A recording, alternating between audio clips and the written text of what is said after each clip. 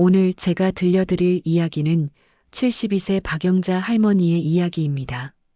영자 씨는 남편 최영수 씨와 함께 서울 변두리의 작은 아파트에서 살고 있었습니다. 결혼한 지 50년이 넘었지요. 아들 하나, 딸 하나를 키워냈고, 이제는 손주들까지 있는 평범한 노부부였습니다. 그런데 그날 모든 게 달라지기 시작했습니다. 5월의 어느 따뜻한 오후였습니다. 영자 씨는 거실에서 TV를 보고 있었지요. 남편은 아침 일찍 병원에 간다며 나갔습니다. 요즘 허리가 안 좋아서 매주 물리치료를 받으러 다녔거든요. 오후 3시쯤이었을까요? 현관문이 열리는 소리가 들렸습니다. 영감 왔어요? 영자 씨가 일어서려는데 낯선 여자 목소리가 들렸습니다. 신발은 여기 놓으면 될까요? 영자 씨는 깜짝 놀라 현관으로 달려갔습니다. 거기엔 남편과 함께 30대 중반으로 보이는 젊은 여자가 서 있었지요. 깔끔한 청바지에 흰 블라우스를 입은 여자였습니다. 얼굴은 화장기 없이 깨끗했고 손에는 큰 캐리어를 끌고 있었습니다. 당신, 이게 무슨 일이요? 영자 씨가 놀란 목소리로 물었습니다. 남편은 태연하게 웃으며 말했습니다. 아, 깜짝이야. 미리 말했어야 했는데. 이 친구가 앞으로 우리 집에서 살면서 당신 도와줄 거야. 예. 뭐라고요? 영자 씨는 귀를 의심했습니다. 남편이 다시 말했지요. 요양보호사야. 내가 병원 다니면서 알게 됐어. 소개받았다고. 젊은 여자가 공손하게 인사했습니다. 안녕하세요, 어머님. 저는 정하연이라고 합니다. 잘 부탁드립니다. 영자 씨는 멍하니 서 있을 수밖에 없었습니다. 남편이 갑자기 젊은 여자를 데려온 것도 황당한데 요양보호사라니요. 자기는 아직 멀쩡한데 무슨 요양보호사가 필요하단 말입니까? 영감, 잠깐 이리 와봐요. 영자 씨는 남편의 팔을 잡아 끌고 안방으로 들어갔습니다. 문을 닫자마자 따졌지요. 당신 제정신이요? 갑자기 젊은 여자를 집에 들이다니. 남편은 침착하게 대답했습니다. 여보, 진정해요. 들어봐. 이 친구가 혼자 사는 처지라 너무 안쓰러워서 그랬어. 병원에서 봤는데 정말 착해 보이더라고. 우리도 나이 들었잖아. 당신 혼자 집안일 하느라 힘들잖소. 그래도 이렇게 갑자기요? 돈은요? 월급은 얼마나 주기로 했어요? 영자 씨가 물었습니다. 남편의 대답은 더 황당했지요. 돈은 안 받기로 했어. 그냥 우리 집에서 살면서 밥 먹고 대신 당신 일 좀 도와주는 거야. 방도 하나 내주고. 뭐라고요? 돈도 안 주고 살게 한다고요? 영자 씨는 목소리가 커졌습니다. 이게 말이 됩니까? 요양보호사를 데려왔다면서 돈도 안 주고 그냥 살게 해준다니요. 남편이 영자 씨의 손을 잡았습니다.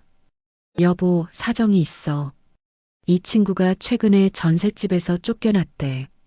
갈 곳이 없다고 하더라고. 우리 작은 방 비어 있잖아. 그것도 인연이지 뭐.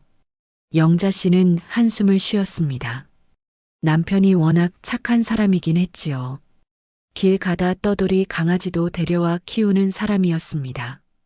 하지만 사람을 데려오다니요. 당신 참. 알았어요. 하지만 일주일만 있게 해요. 그 안에 다른 데 알아보라고 하고. 영자 씨가 한 발 물러섰습니다. 남편이 환하게 웃었지요. 고마워, 여보. 후회 안 할 거야. 두 사람이 거실로 나왔습니다. 하연 씨는 소파에 단정하게 앉아 있었습니다. 캐리어는 현관 옆에 가지런히 세워져 있었고요. 어머님, 정말 감사합니다. 제가 꼭 열심히 도와드릴게요. 하연 씨가 다시 한번 깊이 인사했습니다. 영자 씨는 마음이 조금 누그러졌습니다. 목소리도 예의 바르고 행동도 조심스러워 보였거든요. 그래요, 일단 작은 방 쓰세요. 침대하고 옷장 있으니까. 감사합니다, 어머님. 남편이 직접 하연 씨를 작은 방으로 안내했습니다. 영자 씨는 그 모습을 지켜보며 속으로 생각했지요. 뭔가 이상한데. 남편이 저렇게 적극적으로 도와줄 사람인가? 평소 남편은 집안일에 전혀 관심이 없는 사람이었습니다. 설거지도 안 하고 청소도 안 하는 사람이었지요. 그런데 하연 씨 캐리어를 들어주고 방까지 직접 안내해 주다니요. 저녁 식사 시간이었습니다. 하연 씨가 부엌으로 들어왔습니다. 어머님, 제가 도와드릴까요? 아니, 괜찮아요. 오늘은 그냥 쉬어요. 영자 씨가 말했습니다. 하지만 하연 씨는 그냥 나가지 않았습니다. 옆에서 조용히 서서 영자 씨의 손놀림을 지켜봤지요. 어머님 요리 솜씨가 정말 좋으시네요. 저도 배우고 싶어요. 하연 씨가 눈을 반짝이며 말했습니다. 영자 씨는 그 말에 기분이 좋아졌습니다. 딸이 있긴 했지만 결혼해서 미국에 살았거든요. 1년에 한 번 보기도 힘들었지요. 이 친구 말을 참 예쁘게 하네. 영자 씨는 속으로 생각했습니다. 저녁상을 차렸습니다. 된장찌개, 계란말이, 시금치나물이 올라갔지요. 세 사람이 식탁에 둘러앉았습니다. 그런데 이상한 일이 벌어졌습니다. 남편이 계속 하연 씨를 쳐다보는 겁니다. 눈빛이 묘했습니다. 걱정하는 듯한, 미안한 듯한 그런 표정이었지요. 영감, 왜 그렇게 쳐다봐요? 밥이나 먹어요. 영자 씨가 짜증 섞인 목소리로 말했습니다. 남편이 화들짝 놀라며 고개를 숙였지요. 아니. 그냥. 남편은 말을 더듬으며 밥을 떴습니다. 평소엔 말도 잘하고 당당한 사람이었는데 왜 저러는 걸까요? 식사가 끝났습니다. 하연 씨가 일어나 설거지를 하려고 했습니다. 어머님, 제가 할게요. 앉아 계세요. 아이고, 그래요? 고마워요.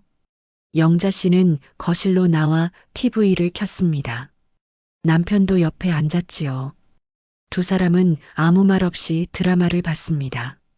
부엌에서 설거지하는 소리가 들렸습니다. 물 흐르는 소리, 그릇 부딪히는 소리가 조용히 울렸지요. 그때 영자 씨는 남편을 힐끔 쳐다봤습니다. 남편은 TV를 보는 척하면서 자꾸 부엌 쪽을 훔쳐보고 있었거든요. 뭔가 석연치 않은데 영자 씨는 가슴속에서 불안감이 올라오는 걸 느꼈습니다. 하지만 뭐라 말할 수는 없었지요. 아직은 아무것도 확실한 게 없었으니까요. 밤 10시가 되었습니다. 하연 씨가 자기 방으로 들어갔습니다. 어머님, 아버님, 안녕히 주무세요. 그래요, 편히 자요. 영자 씨가 대답했습니다. 하연 씨의 방문이 닫혔지요. 영자 씨는 남편을 돌아봤습니다. 영감, 정말 저 친구 병원에서 만난 거 맞아요? 그럼 당연하지. 왜 자꾸 물어? 남편이 대답했습니다. 하지만 목소리에 떨림이 있었습니다. 영자 씨는 그걸 놓치지 않았지요. 당신, 뭔가 숨기는 거 있지요? 무슨 소리야? 아무것도 없어. 자, 이제 자러 가. 남편이 벌떡 일어나 안방으로 들어갔습니다. 영자 씨는 그 뒷모습을 보며 깊은 한숨을 쉬었지요. 그날 밤 영자 씨는 잠을 이룰 수가 없었습니다. 옆에서 남편은 코를 골며 자고 있었지만 영자 씨의 머릿속은 복잡했습니다. 저 여자는 대체 누구일까? 남편은 왜 저렇게 신경을 쓰는 걸까? 새벽 2시가 되어서야 영자 씨는 겨우 잠이 들었습니다. 하지만 그것은 불안한 잠이었지요. 다음 날 아침이 밝았습니다. 영자 씨가 일어나 거실로 나왔을 때 이미 하연 씨가 부엌에서 아침을 준비하고 있었습니다. 어머님, 주무셨어요? 제가 아침 차릴게요. 아이고, 벌써 일어났어요? 고마워요. 영자 씨는 식탁에 앉았습니다. 곧 남편도 나왔지요. 세 사람은 다시 식탁에 둘러앉았습니다. 그리고 영자 씨는 그날부터 점점 더 이상한 일들을 목격하게 됩니다. 하연 씨가 집에 온 지 일주일이 지났습니다. 영자 씨는 처음에 불안감이 조금씩 사라지는 걸 느꼈습니다. 하연 씨는 정말 일을 잘했거든요. 아침마다 먼저 일어나 청소를 했고 설거지도 척척 해냈습니다. 빨래도 개서 정리해주고 화장실 청소까지 말끔하게 해놓았지요. 어머님, 오늘 저녁 뭐 드시고 싶으세요? 하연 씨는 매일 영자 씨에게 물었습니다. 그리고 영자 씨가 원하는 메뉴를 정성스럽게 만들었지요. 영자 씨는 점점 하연 씨에게 마음을 열기 시작했습니다. 하연 씨, 부모님은 어디 계세요? 어느 날 저녁 영자 씨가 조심스럽게 물었습니다. 하연 씨의 얼굴이 순간 어두워졌지요. 어머니는 작년에 돌아가셨어요. 아버지는 제가 어릴 때 떠나셨고요. 아이고, 그랬구나. 혼자 살기 힘들었겠네. 영자 씨는 가슴이 먹먹해졌습니다. 그제야 하연 씨가 왜 이렇게 열심히 사는지 이해가 됐지요. 갈 곳 없는 처지였던 겁니다. 그날부터 영자 씨는 하연 씨를 딸처럼 대하기 시작했습니다. 마트에 갈 때면 하연 씨를 꼭 데리고 갔습니다. 그리고 예쁜 옷이 보이면 사주었지요. 어머님, 이건 너무 비싸요. 괜찮아요. 됐어, 됐어. 젊은 사람이 예쁘게 입어야지. 영자 씨는 카드를 꺼내 계산했습니다. 하연 씨의 눈가가 붉어졌지요. 어머님, 정말 감사합니다. 뭘 당연한 거지. 우리 하연이. 영자 씨는 하연 씨의 손을 꼭 잡았습니다. 오랜만에 느껴보는 따뜻한 감정이었습니다. 미국에 있는 딸은 전화도 잘 안 했거든요. 하지만 하연 씨는 곁에 있었습니다. 매일 아침 인사하고 함께 밥 먹고 이야기를 나눴지요. 영자 씨는 용돈도 주기 시작했습니다. 하연 씨, 이거 받아. 젊은 사람이 돈이 있어야지. 어머님, 저 이미 방까지 얻어 쓰는데 어떻게 돈까지 받아요? 됐으니까 받아. 내가 얼마나 일을 잘하는데. 영자 씨는 봉투에 10만 원을 넣어 하연 씨에게 쥐어줬습니다. 하연 씨는 눈물을 글썽이며 받았지요. 제가 이런 대접을 받아도 되는 건지. 정말 감사해요, 어머님. 영자 씨는 가슴이 뭉클했습니다. 이제는 정말 하연 씨가 딸 같았거든요. 하지만 한 가지 이상한 점이 있었습니다. 남편의 행동이었지요. 남편은 하연 씨와 단둘이 있으면 이상하게 행동했습니다. 말을 더듬고 눈도 제대로 못 마주쳤지요. 어느 날 오후였습니다. 영자 씨가 마트에 다녀와서 현관문을 열었습니다. 거실에는 남편과 하연 씨 둘만 있었지요. 남편은 소파에 앉아 있었고 하연 씨는 건너편 의자에 앉아 있었습니다. 둘 사이에는 묘한 긴장감이 흐르고 있었어요. 아, 왔어요? 남편이 벌떡 일어났습니다. 표정이 굳어 있었지요. 응, 왔어요. 둘이 뭐 하고 있었어요? 영자 씨가 물었습니다. 아, 그냥 TV 보고 있었어. 남편이 대답했습니다. 하지만 TV는 꺼져 있었습니다. 영자 씨는 이상하다고 생각했지만 넘어갔지요. 며칠 후 더 이상한 일이 벌어졌습니다. 저녁 식사 시간이었습니다. 영자 씨가 반찬을 내오려고 부엌에 있었지요. 거실에서는 남편과 하연 씨가 식탁에 앉아 있었습니다. 영자 씨는 부엌에서 그릇을 꺼내다가 우연히 거실 쪽을 봤습니다. 남편이 하연 씨를 빤히 쳐다보고 있었어요. 눈빛이 평소와 달랐습니다. 안쓰러운 듯한, 미안한 듯한 그런 눈빛이었지요. 하연 씨는 고개를 숙이고 있었습니다. 손은 무릎 위에서 떨리고 있었고요. 반찬 나왔어요. 영자 씨가 거실로 나오자 남편이 화들짝 놀라며 고개를 돌렸습니다. 아, 그래요. 남편의 목소리가 떨렸습니다. 영자 씨는 점점 의심이 커지기 시작했지요. 둘 사이에 뭔가 있는 거 아닌가? 그날 밤 영자 씨는 남편에게 물었습니다. 영감, 하연이한테 왜 그렇게 신경 써요? 뭔가 숨기는 거 있는 거 아니에요? 무슨 소리야? 아무것도 없다니까. 남편이 버럭 소리쳤습니다. 평소 온순한 남편이 이렇게 화를 내는 건 처음이었지요. 영자 씨는 더 이상 묻지 못했습니다. 하지만 마음속 의심은 계속 커져만 갔습니다. 그러던 어느 날 밤이었습니다. 영자 씨는 화장실에 가려고 일어났습니다. 시계를 보니 새벽 1시였지요. 복도를 지나가는데 하연 씨 방에서 불빛이 새어나왔습니다.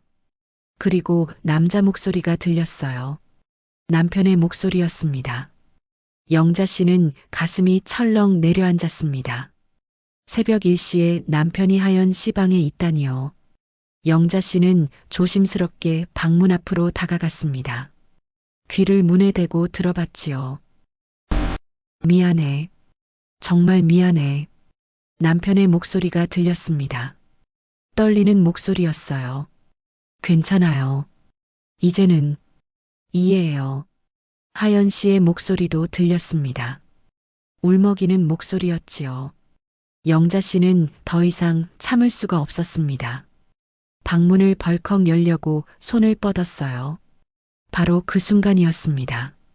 문이 안쪽에서 확 열렸습니다. 남편이 얼굴이 하얗게 질린 채 나왔지요. 여보, 왜 여기 있어? 남편이 놀라서 물었습니다. 영자 씨는 남편을 밀치고 방 안을 들여다봤어요. 하연 씨는 침대에 앉아 눈물을 닦고 있었습니다. 방 안은 정리돼 있었고 이상한 점은 없었지요. 당신 새벽에 왜 하연이 방에 있어요? 영자 씨가 따져 물었습니다. 남편은 말을 더듬었어요. 그게 하연이가 컨디션이 안 좋다고 해서. 컨디션이 안 좋으면 내가 가야지. 왜 당신이 가요? 영자 씨의 목소리가 날카로워졌습니다. 남편은 대답을 못했지요. 하연 씨가 일어나 나왔습니다. 어머님, 죄송해요. 제가 밤에 갑자기 배가 아파서 아버님께 약을 부탁드렸어요. 약이요? 영자 씨가 방안을 다시 봤습니다. 침대 옆 테이블에 소화제가 놓여 있었어요. 그랬어요? 영자 씨는 의심스러웠지만 물러설 수밖에 없었습니다. 증거가 없었거든요. 이제 들어가요, 영감. 영자 씨는 남편의 팔을 잡아 끌었습니다. 남편은 고개를 숙인 채 따라왔지요. 안방으로 돌아온 영자 씨는 침대에 누웠습니다. 하지만 잠이 오지 않았어요. 대체 뭐지? 둘 사이에 뭐가 있는 거야? 영자 씨의 머릿속은 온갖 상상으로 가득 찼습니다. 혹시 남편이 하연 씨를 좋아하는 건 아닐까? 아니면 둘 사이에 무슨 비밀이 있는 건 아닐까? 다음 날 아침 영자 씨는 하연 씨를 유심히 관찰했습니다. 하연 씨는 평소처럼 웃으며 아침을 준비했습니다. 하지만 눈가가 조금 부어 있었지요. 하연 씨, 간밤에 많이 아팠어요? 영자 씨가 물었습니다. 아, 네. 소화가 안 돼서요. 지금은 괜찮아요, 어머님. 하연 씨가 환하게 웃었습니다. 하지만 그 웃음 뒤에 뭔가 숨겨진 게 있다는 느낌이 들었어요. 식사 시간이었습니다. 세 사람이 식탁에 앉았지요. 남편은 계속 밥만 퍼먹었습니다. 하연 씨를 쳐다보지도 않았어요. 하지만 그게 오히려 더 수상했습니다. 영감, 오늘 병원 가는 날이지요? 영자 씨가 물었습니다. 아, 응. 오후에 갈 거야. 남편이 대답했습니다. 그럼 나도 같이 갈게요. 오랜만에 나들이 좀 하고 싶네. 영자 씨가 말했습니다. 남편의 얼굴이 굳었지요. 아니, 괜찮아. 금방 다녀올 건데. 됐어요. 나도 갈 거예요. 영자 씨는 단호하게 말했습니다.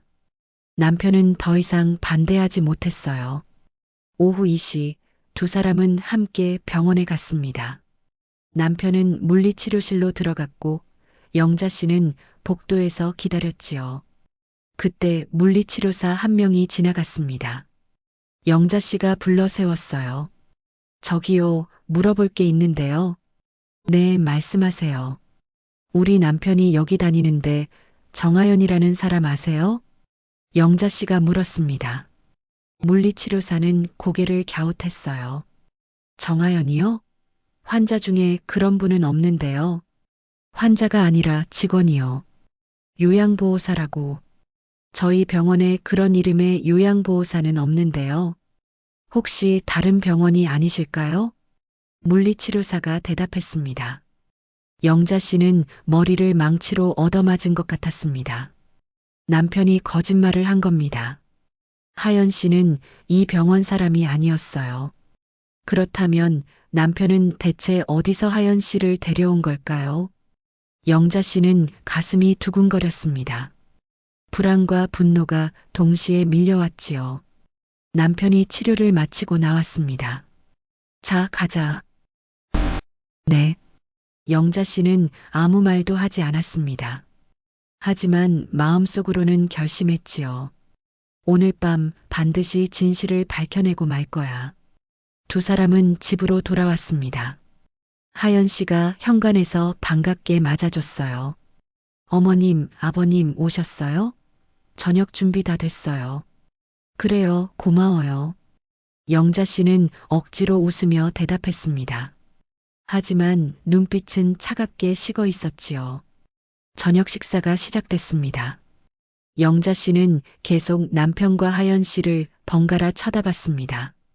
둘 다 눈치를 챘는지 불편한 표정이었어요. 식사가 끝나고 하연 씨가 설거지를 하러 부엌으로 갔습니다. 영자 씨는 남편을 안방으로 불렀습니다. 그리고 문을 닫자마자 물었지요. 당신 하연이를 병원에서 만났다고 했지요? 그런데 병원에 그런 사람 없대요.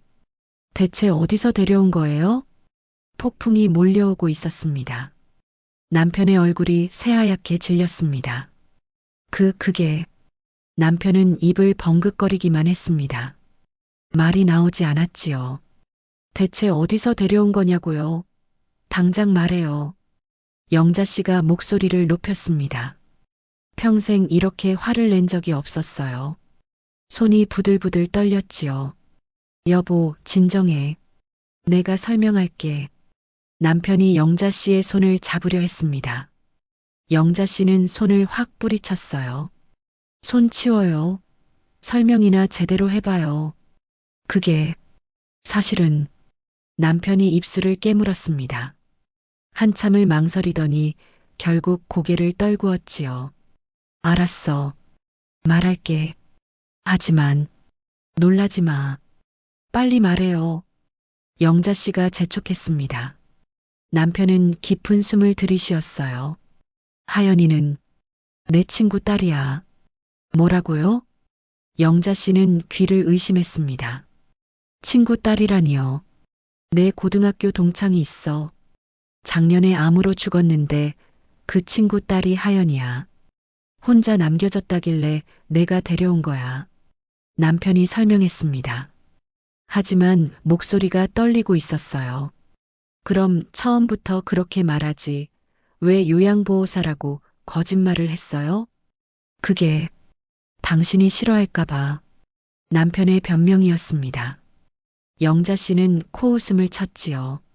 거짓말하지 마세요. 뭔가 더 숨기는 게 있는 거 아니에요? 아니야, 정말이야. 더 숨기는 거 없어. 남편이 필사적으로 부인했습니다. 하지만 영자 씨는 믿을 수가 없었어요. 그럼 왜 새벽에 하연이 방에 있었어요? 왜 둘이 있으면 그렇게 불편해해요? 그건 하연이가 아버지를 잃어서 힘들어하니까 위로해 준 거야. 말도 안 되는 소리. 영자 씨가 소리쳤습니다. 그 순간 밖에서 문 닫히는 소리가 들렸어요. 하연 씨가 자기 방으로 들어간 소리였습니다. 아마 두 사람의 대화를 다 들었을 겁니다. 영자 씨는 안방 문을 박차고 나갔습니다. 하연 씨 방 앞으로 갔지요. 똑똑똑 문을 두드렸습니다. 하연 씨 나와요. 이야기 좀 합시다. 안에서 아무 대답이 없었습니다. 영자 씨는 다시 문을 두드렸어요. 하연 씨, 그제야 문이 천천히 열렸습니다. 하연 씨가 눈물로 범벅이 된 얼굴로 나왔지요. 어머님, 당신 우리 남편 친구 딸 맞아요? 영자 씨가 단도직입적으로 물었습니다. 하연 씨는 고개를 숙였어요. 네. 그럼 왜 요양보호사라고 거짓말을 했어요? 죄송해요. 아버님이 그렇게 말하라고 하셔서. 하연 씨의 목소리가 떨렸습니다. 영자 씨는 한숨을 쉬었지요. 당신들 둘 다 날 완전히 바보로 만들었네. 어머님 정말 죄송해요. 저도 이러고 싶지 않았어요. 하연 씨가 무릎을 꿇으려고 했습니다. 영자 씨가 얼른 붙잡았어요. 일어나요. 무릎 꿇을 것까지야. 영자 씨는 화가 났지만 하연 씨까지 미워할 수는 없었습니다. 이 젊은 여자도 갈 곳 없는 처지였으니까요. 일단 오늘은 쉬어요. 내일 다시 이야기합시다. 영자 씨가 말하고 돌아섰습니다.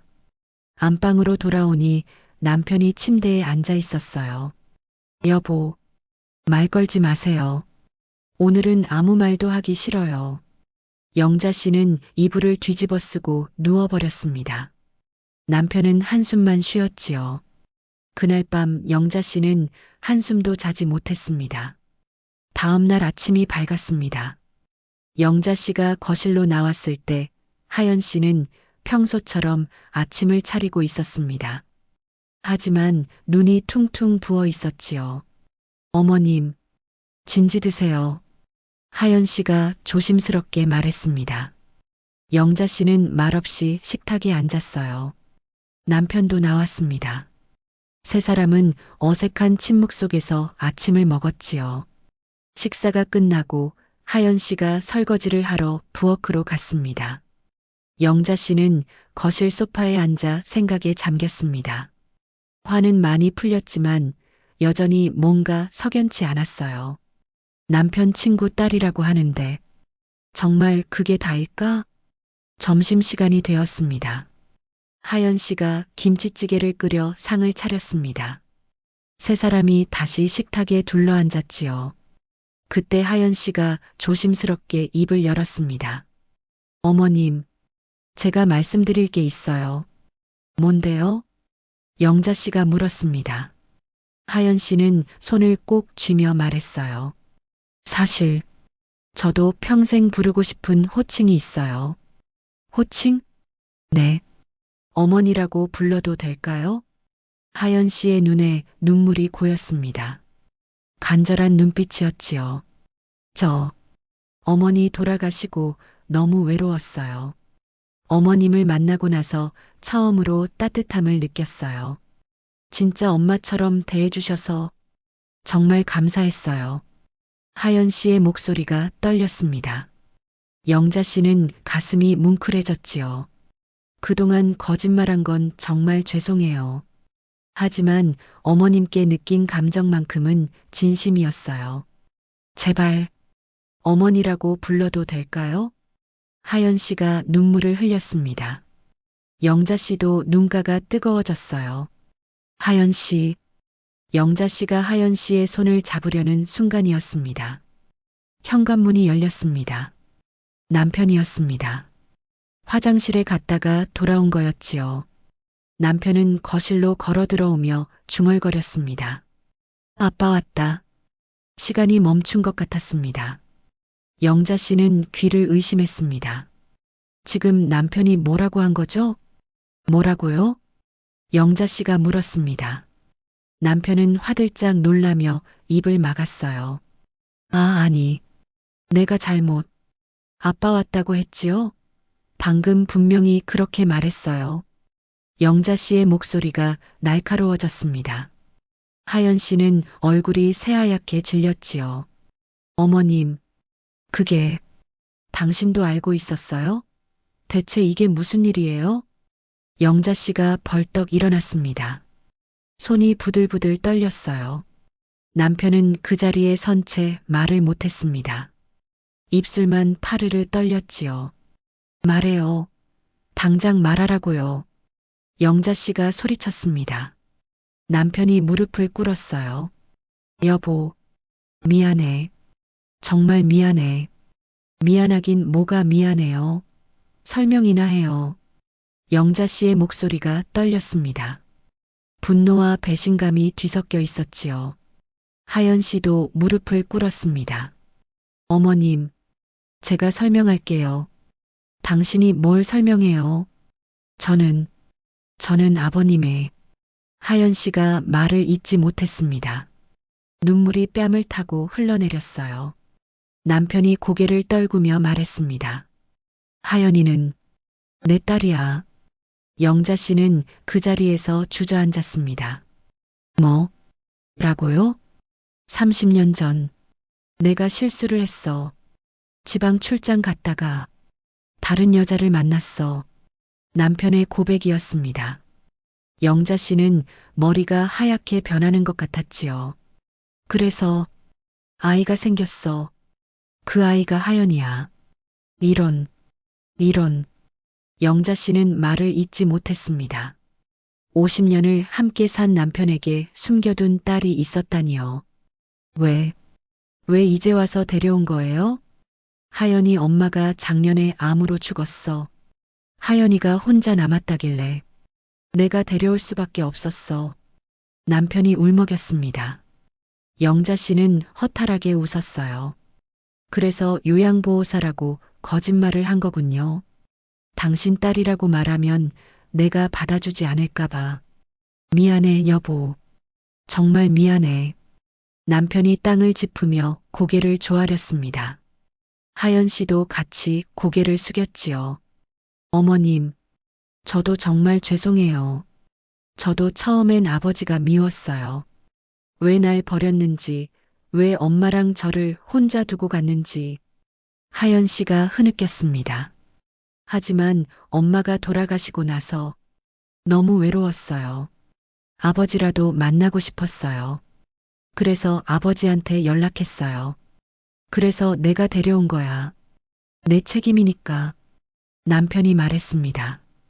영자 씨는 두 사람을 번갈아 쳐다봤습니다. 배신감이 밀려왔습니다. 50년을 믿고 살았던 남편이 거짓말쟁이였던 거예요. 딸처럼 아꼈던 하연 씨는 남편의 숨겨둔 자식이었고요. 나가요. 둘 다 나가요. 영자 씨가 차가운 목소리로 말했습니다. 여보, 나가라고요. 당장 짐 싸서 나가요. 영자 씨가 소리쳤습니다. 남편과 하연 씨는 그 자리에 얼어붙었지요. 제발, 한 번만 용서해줘. 내가 잘못했어. 남편이 무릎으로 기어와 영자 씨의 치마를 붙잡았습니다. 하연 씨도 따라왔어요. 어머님, 저 갈 곳이 없어요. 제발. 두 사람이 매달렸습니다. 영자 씨는 눈물을 흘리며 고개를 돌렸지요. 바로 그 순간이었습니다. 삐리리릭.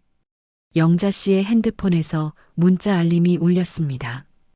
영자 씨는 떨리는 손으로 핸드폰을 꺼냈어요. 딸에게서 온 문자였습니다. 엄마, 나 내일 남자친구 데리고 한국 갈게. 중요한 얘기 있어. 영자 씨는 핸드폰을 쥔 채 멍하니 서 있었습니다. 딸이 온다고 했습니다. 내일이요. 이 난장판에 딸까지 오면 어떻게 되는 걸까요? 영자 씨는 깊은 한숨을 내쉬었습니다. 폭풍은 이제 시작에 불과했습니다. 영자 씨는 그날 밤 잠을 한숨도 자지 못했습니다. 남편은 거실 소파에서 잤습니다. 영자 씨가 안방 문을 잠가버렸거든요. 하연 씨는 자기 방에서 밤새 훌쩍이는 소리가 들렸지요. 영자 씨는 침대에 누워 천장만 바라봤습니다. 30년 전, 그때가 언제였지? 기억을 더듬어 봤습니다. 30년 전이면 1995년이었어요. 그때 남편은 건설회사에 다녔습니다. 지방 출장을 자주 갔었지요. 영자 씨는 그 시절을 떠올렸습니다. 남편은 한 달에 두세 번씩 부산이나 대구로 출장을 갔었습니다. 일주일씩 집을 비우기도 했지요. 영자 씨는 혼자서 아이들을 키우며 힘들어 했었습니다. 그때 그랬구나. 영자 씨는 이불을 움켜쥐었습니다. 손톱이 하얗게 변할 정도로 세게 쥐었어요. 배신감이 파도처럼 밀려왔습니다. 자기는 집에서 아이들 밥 먹이고 빨래하고 청소하느라 허리가 휘도록 일했는데 남편은 지방에서 다른 여자를 만나고 있었던 거예요. 그것도 모자라 아이까지 낳았다니. 영자 씨는 눈물을 흘렸습니다. 목이 메어 숨이 막혔지요. 새벽 5시가 되어서야 영자 씨는 겨우 잠이 들었습니다. 다음 날 아침 영자 씨는 8시에 일어났습니다. 거실로 나가니 남편이 소파에서 일어나 앉아 있었습니다. 한숨도 못 잔 듯 눈이 충혈돼 있었지요. 여보, 남편이 조심스럽게 불렀습니다. 영자 씨는 대꾸하지 않았어요. 부엌으로 가서 물을 마셨습니다. 하연 씨가 방에서 나왔습니다. 역시 눈이 퉁퉁 부어 있었지요. 어머님, 아침 제가 차릴게요. 필요 없어요. 나 혼자 먹을 거니까. 영자 씨가 차갑게 말했습니다. 하연 씨는 고개를 숙였어요. 영자 씨는 혼자 식탁에 앉아 밥을 먹었습니다.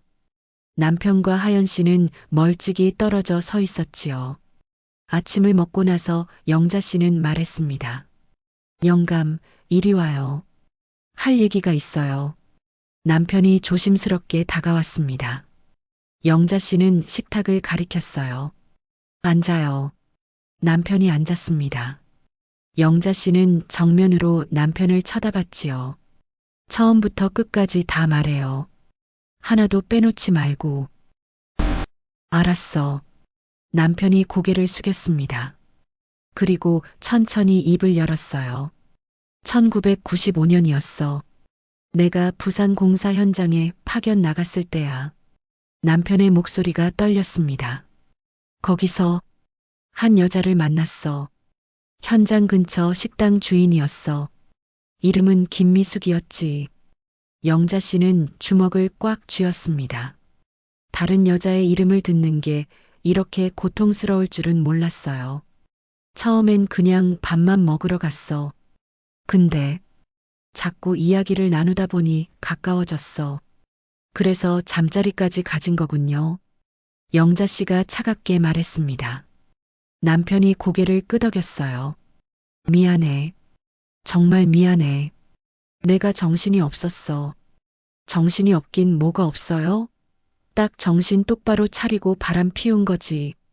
영자 씨의 목소리가 높아졌습니다. 남편은 더 작아졌지요. 그 여자가 임신을 했다고 연락이 왔어. 나는 패닉 상태였어. 어떻게 해야 할지 몰랐어. 그래서 책임은 안 지고 도망친 거예요? 아니야. 돈은 보냈어. 매달 생활비를 보냈어. 남편이 변명했습니다. 영자 씨는 비웃었어요. 돈만 보내면 다예요? 아빠 노릇은 안 하고? 미안해. 남편은 그 말밖에 할 수 없었습니다. 하연이는 부산에서 자랐어. 엄마랑 단둘이. 나는 1년에 한두 번씩 내려가서 만났어. 뭐라고요? 1년에 한두 번씩 만났다고요? 영자 씨는 믿을 수가 없었습니다. 30년 동안 계속 만나온 거예요. 당신, 정말. 영자 씨는 말을 잇지 못했습니다. 분노가 목까지 치밀어 올랐지요. 그러다가 작년에 미숙이가 암 판정을 받았어. 말기였어. 석 달 만에 세상을 떠났지. 남편의 눈에 눈물이 고였습니다. 미숙이가 죽기 전에 나한테 부탁했어. 하연이를 부탁한다고. 혼자 두지 말아달라고. 그래서 우리 집에 데려온 거군요. 내 허락도 없이. 영자 씨가 쏘아붙였습니다. 남편은 고개를 더 숙였어요. 미안해. 정말 미안해. 하지만 하연이를 버릴 수가 없었어. 내 딸인데. 내 딸? 웃기지 마세요. 30년 동안 숨겨둔 자식을 이제 와서 딸이라고 하니까 우습지 않아요? 영자 씨의 목소리가 날카로웠습니다. 그때 하연 씨가 다가왔습니다. 무릎을 꿇고 영자 씨 앞에 앉았지요. 어머님, 제 얘기도 들어주세요. 당신이 무슨 할 말이 있어요? 저도 아버지가 미웠어요. 정말 미웠어요. 하연 씨의 목소리가 떨렸습니다. 친구들은 다 아빠랑 같이 사는데 저는 아빠가 없었어요. 아니, 있었지만 안 계신 거나 마찬가지였어요. 하연 씨가 눈물을 흘렸습니다. 1년에 한두 번 오셔서 용돈 주시고 가는 게 다였어요. 저는 아빠한테 안기고 싶었어요.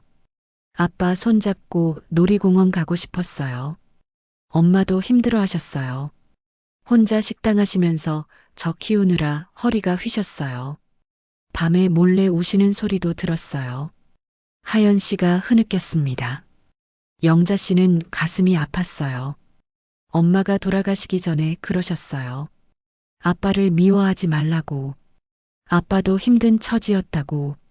그래서 용서한 거예요? 영자 씨가 물었습니다. 하연 씨는 고개를 저었어요. 아니요. 전 아직도 아빠가 미워요. 왜 저희를 버리고 가셨는지, 왜 다른 가족을 선택하셨는지. 하연 씨가 남편을 쳐다봤습니다. 원망서린 눈빛이었지요. 하지만 이제 엄마도 없고 갈 곳도 없어요. 아빠밖에 없어요. 하연 씨가 다시 영자 씨를 봤습니다. 어머님, 저 정말 가족이 필요해요. 제발 저 좀 받아주세요.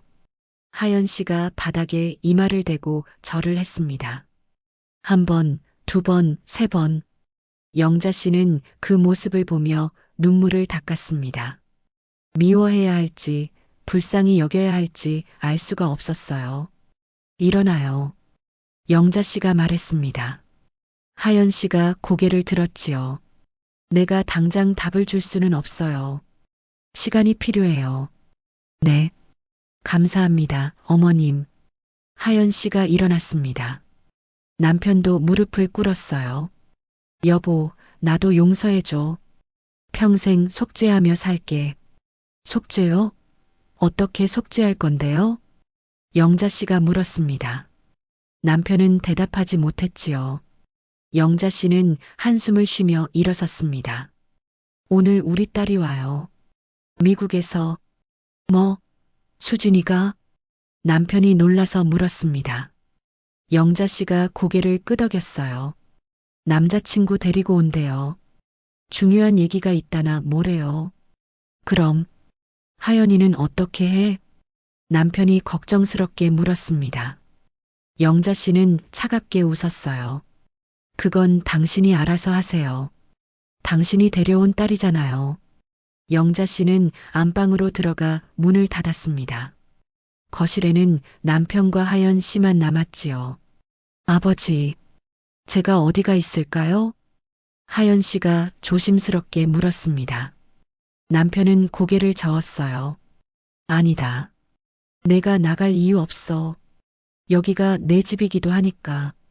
하지만 언니가 오시는데. 괜찮아. 내가 설명할게. 남편이 말했습니다. 하지만 목소리에 확신은 없었지요. 오후 3시였습니다. 초인종이 울렸습니다. 영자 씨가 현관으로 달려갔습니다. 문을 여니 딸 수진이가 서 있었어요. 옆에는 키 큰 외국인 남자가 함께 있었지요. 엄마, 아이고, 우리 딸. 영자 씨는 딸을 끌어안았습니다. 눈물이 주르륵 흘렀어요. 보고 싶었어, 엄마. 나도 보고 싶었어. 두 사람은 한참을 안고 있었습니다. 수진이가 옆에 남자를 소개했습니다. 엄마, 이 사람이 내 남자친구 제임스야. 안녕하세요, 어머님. 제임스가 서툰 한국말로 인사했습니다. 영자 씨는 환하게 웃었지요. 어서 와요. 들어와요. 세 사람이 거실로 들어왔습니다. 남편이 소파에서 일어났습니다. 수진아, 왔구나. 아빠. 수진이가 아버지를 안았습니다. 남편은 어색하게 웃었어요. 그때 하연 씨가 자기 방에서 나왔습니다. 수진이가 하연 씨를 보고 눈이 커졌습니다. 저분은 누구세요? 순간 거실이 조용해졌습니다. 남편과 영자 씨, 그리고 하연 씨는 서로를 쳐다봤지요. 누가 먼저 말을 꺼낼까요? 공기가 무겁게 가라앉았습니다. 침묵이 흘렀습니다. 수진이는 하연 씨를 위아래로 훑어봤습니다. 의아한 표정이었지요. 엄마, 저분 누구예요? 수진이가 다시 물었습니다. 영자 씨는 입을 열었다 닫았어요. 뭐라고 말해야 할지 알 수 없었지요. 남편이 한 발 앞으로 나섰습니다. 수진아, 그게 아빠가 왜 대답해요? 엄마한테 물어본 건데. 수진이가 남편을 쳐다봤습니다. 날카로운 눈빛이었어요. 하연 씨가 조심스럽게 입을 열었습니다. 저는 정하연이라고 해요. 요양보호사로. 요양보호사요? 우리 엄마가 아픈 것도 아닌데 왜 요양보호사가 필요해요? 수진이가 따져 물었습니다. 하연 씨는 말을 잇지 못했지요. 영자 씨가 나섰습니다. 수진아, 일단 앉아라. 제임스 씨도 앉으시고요. 내가 설명할게. 엄마, 뭔가 이상한데요? 수진이가 불안한 표정으로 말했습니다. 하지만 소파에 앉았어요. 제임스도 옆에 앉았지요. 영자 씨는 깊은 숨을 들이쉬었습니다. 수진아, 저 친구는 요양보호사가 아니야. 그럼 뭔데요? 저 친구는 내 아버지의 딸이야. 순간 수진이의 얼굴이 굳었습니다. 네, 뭐라고요? 너한테 이복 동생이 생긴 거야. 영자 씨가 천천히 말했습니다. 수진이는 벌떡 일어났어요. 무슨 소리예요, 엄마? 이복 동생이라니. 진정해, 수진아. 진정하라고요? 아빠, 이게 무슨 일이에요? 수진이가 아버지에게 다가갔습니다. 남편은 고개를 숙였어요. 미안하다, 수진아. 아빠가 30년 전에 실수를 했어. 실수요? 사람을 낳은 게 실수예요? 수진이의 목소리가 떨렸습니다. 분노와 충격이 뒤섞여 있었지요. 엄마도 알았어요? 수진이가 영자 씨를 돌아봤습니다. 영자 씨는 고개를 저었어요. 나도 며칠 전에 알았어. 너처럼 놀랐지. 이럴 수가. 이럴 수가. 수진이는 소파에 주저앉았습니다. 제임스가 어깨를 감싸줬지요. 하연 씨가 수진이 앞으로 다가갔습니다. 언니, 죄송해요. 제가 이렇게 나타나서 언니라고 부르지 마세요. 전 당신 언니 아니에요. 수진이가 차갑게 말했습니다. 하연 씨는 그 자리에 멈춰 섰지요. 수진아, 그렇게 말하지 마. 하연이도 힘든 처지야. 남편이 말했습니다. 수진이가 아버지를 노려봤어요. 아빠가 무슨 자격으로 그런 말을 해요? 우리 엄마 배신하고 다른 여자랑 아이까지 낳았으면서. 남편은 아무 말도 하지 못했습니다. 수진이가 영자 씨를 봤습니다. 엄마, 이혼해요. 이런 사람이랑 살 필요 없어요. 수진아, 제임스랑 저랑 같이 미국에서 살아요. 제임스도 찬성했어요. 그렇죠? 제임스가 고개를 끄덕였습니다. 네, 어머님. 저희가 모실게요. 영자 씨는 눈물을 닦았습니다. 딸의 말이 고마웠지만 결정하기엔 너무 복잡했어요. 그때 수진이가 가방에서 봉투를 꺼냈습니다. 엄마, 사실 오늘 좋은 소식 전하려고 왔어요. 좋은 소식? 네. 저 결혼해요. 제임스랑. 영자 씨의 얼굴이 환해졌습니다. 정말? 아이고, 그래. 네. 다음 달에 샌프란시스코에서 결혼식 할 거예요. 엄마 아빠 초대하려고 왔어요. 수진이가 말했습니다. 하지만 곧 아버지를 쳐다보며 덧붙였지요. 근데 이제 아빠는 안 오셔도 돼요. 전 아빠 없이 결혼할 거예요. 수진아, 남편이 딸의 이름을 불렀습니다. 목소리가 떨렸어요. 아빠 30년 동안 거짓말하고 사신 분이 무슨 자격으로 제 결혼식에 와요? 그래도 나는 내 아버지야. 아버지요? 저 사람도 아버지라고 부르잖아요. 수진이가 하연 씨를 가리켰습니다. 하연 씨는 고개를 숙였지요. 수진아, 그만해. 하연이는 잘못이 없어. 영자 씨가 말렸습니다. 수진이는 눈물을 흘렸어요.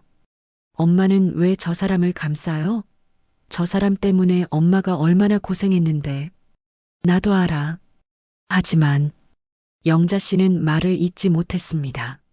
마음이 복잡했거든요. 하연 씨를 미워해야 할까요? 아니면 불쌍히 여겨야 할까요? 하연 씨는 잘못이 없었습니다. 태어난 것이 죄는 아니니까요. 하지만 그 존재 자체가 영자 씨에게는 배신의 증거였지요. 언니, 하연 씨가 조심스럽게 수진이에게 다가갔습니다. 언니라고 하지 말래요. 수진이가 소리쳤습니다. 하연 씨는 무릎을 꿇었어요. 죄송해요. 제가 태어나지 말았어야 했어요. 하연 씨가 바닥에 이마를 대고 울었습니다. 어깨가 들썩였지요. 저도 평범한 가정에서 태어나고 싶었어요. 아빠, 엄마랑 같이 살고 싶었어요. 친구들은 다 가족이랑 여행 가고 명절 때 친척들 만나는데 저는 그런 거 한 번도 못 해봤어요. 하연 씨의 목소리가 떨렸습니다. 엄마는 혼자서 식당 하시느라 명절에도 일하셨어요. 저는 혼자 집에서 라면 끓여 먹었어요. 영자 씨는 가슴이 아팠습니다. 수진이도 표정이 흔들렸어요. 아빠는 1년에 한두 번 오셨어요. 오셔서 용돈 주시고 몇 시간 있다가 가셨어요. 저는 아빠 손 한 번 제대로 잡아본 적이 없어요. 하연 씨가 흐느꼈습니다. 엄마가 돌아가시고 나서 저는 정말 혼자였어요. 갈 곳도 없고 의지할 사람도 없었어요. 그래서 아빠한테 연락했어요. 하연 씨가 남편을 쳐다봤습니다. 처음엔 거절하실 줄 알았어요. 근데 아빠가 데려오셨어요. 처음으로 아빠가 저를 선택해 주셨어요. 남편의 눈에서 눈물이 흘렀습니다. 미안하다, 하연아. 정말 미안하다. 남편도 무릎을 꿇었습니다. 바닥에 손을 짚으며 고개를 숙였지요. 내가 너무 비겁했어. 너를 제대로 키우지도 못했어.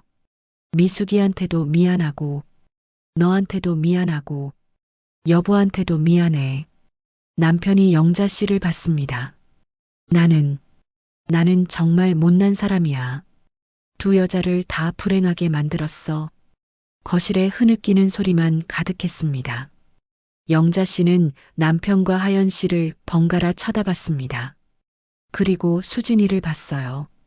딸도 눈물을 흘리고 있었지요. 나는 어떻게 해야 하지? 영자 씨는 생각했습니다.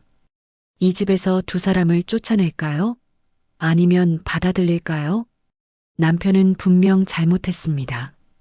용서할 수 없는 잘못이었지요. 하지만 50년을 함께 산 세월도 있었습니다. 하연 씨는 죄가 없습니다. 다만 잘못된 부모 밑에서 태어났을 뿐이었지요. 하지만 그 존재가 영자 씨에게는 상처였습니다. 영자 씨는 눈을 감았습니다. 그때 핸드폰이 울렸습니다. 영자 씨는 핸드폰을 꺼냈어요. 모르는 번호였습니다. 여보세요? 영자 씨인가요? 저 김명희예요.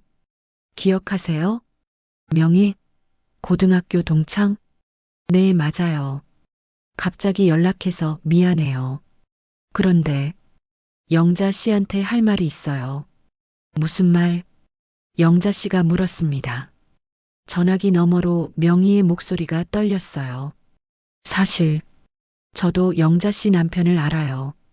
아주 잘 알죠. 무슨 소리예요? 30년 전 부산에서 일어난 일 말이에요. 영자 씨의 심장이 쿵 내려앉았습니다. 당신이 김미숙이에요? 아니요. 저는 미숙이 친구였어요. 미숙이가 돌아가시기 전에 저한테 영자 씨 연락처를 남겼어요. 전해줄 말이 있다면서요. 뭔데요? 영자 씨의 목소리가 떨렸습니다. 미숙이가 영자 씨한테 미안하다고 했어요. 그리고 영수 씨를 용서해달라고 했어요. 미숙이는 정말 착한 사람이었어요. 혼자서 식당하면서 하연이 키우느라 너무 힘들어했어요. 그래도 영수 씨를 원망하지 않았어요. 명희의 말이 이어졌습니다. 미숙이가 마지막으로 이렇게 말했어요. 영자 언니한테 전해줘. 내가 영수 씨를 사랑한 건 진심이었다고. 그리고 하연이를 부탁한다고. 영자 씨는 핸드폰을 쥔 채 멍하니 서 있었습니다. 전화가 끊어졌습니다. 영자 씨는 고개를 들어 하연 씨를 쳐다봤습니다. 하연 씨는 여전히 바닥에 무릎 꿇고 있었어요. 흐느끼는 모습이 딱하게 보였지요. 영자 씨는 천천히 하연 씨에게 다가갔습니다. 그리고 손을 내밀었어요. 일어나요. 하연 씨가 고개를 들었습니다. 눈물 범벅이 된 얼굴이었지요. 어머님, 일어나라니까요. 영자 씨가 다시 말했습니다. 하연 씨는 영자 씨의 손을 잡고 일어섰어요. 영자 씨는 하연 씨를 끌어안았습니다. 어머니가 뭐라고 하시던가요? 당신을 부탁한대요. 그러니 이제 내가 엄마 노릇을 해야겠지요. 영자 씨의 눈에서 눈물이 흘렀습니다. 하연 씨는 영자 씨 품에서 목 놓아 울었습니다. 수진이도 남편도 제임스도 그 모습을 지켜봤지요. 영자 씨는 결심했습니다. 용서하기로요. 완전히 용서할 수는 없겠지만 앞으로 나아가기로 했습니다. 가족이란 게 원래 그런 거니까요.